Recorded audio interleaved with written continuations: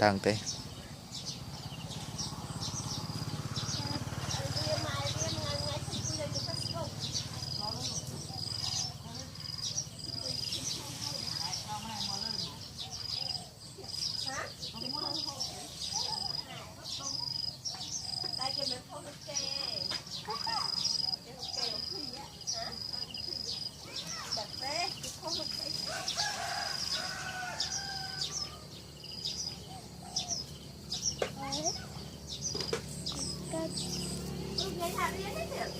à thế con trâu không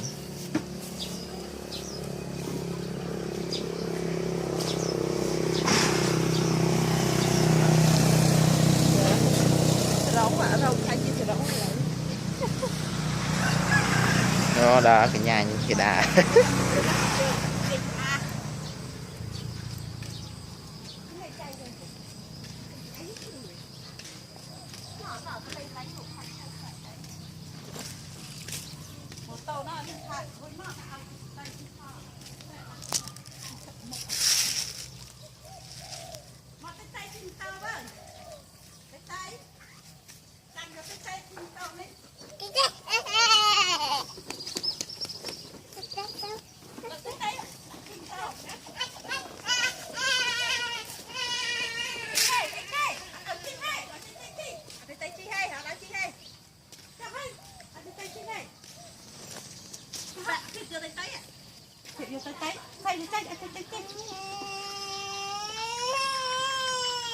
chắc ở cái chi mùi khoảng ở cái chi một cái khối mà lực vào chặt tắc trao thân nó tận khối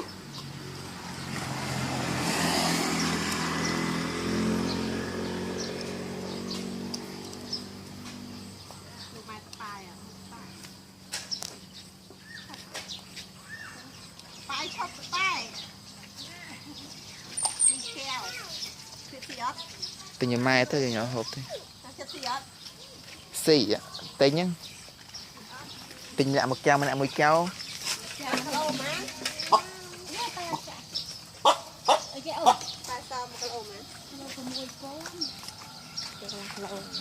yêu cái là cái lẩu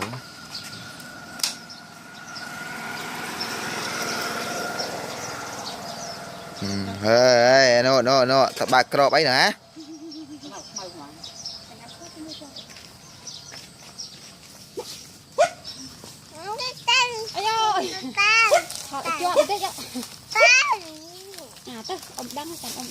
cái ghế anh hả? Anh ăn sợi ơi. Anh ăn sợi chế. Thọt chọp. Mẹ tin tập bài à mày. Mẹ lười. Nó nông, đây là câu. Nông đây là phân. Chả. Vậy anh tinh ót. Chầm sai chứ nhưng bé lụa. Nhầm stia ha. Mai hai nè, ọt mình lùi chạyไปโชว์บอลจังกงกำสัดนะ Đặt cay bên cay vậy.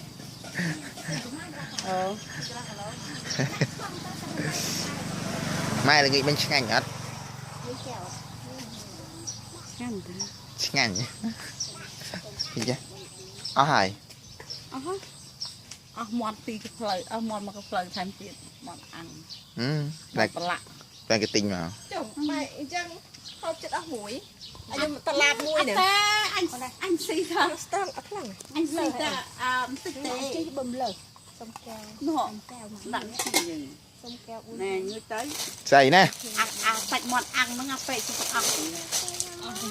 Dậy ấy. Món ăn phê xì hay. Cái vùng gì chứ là thấp. No, ngạm mấy đâu. Nghiệm ra Là xong nó phía rồi. Chồng ăn nghĩa. Ông ta thao ấy.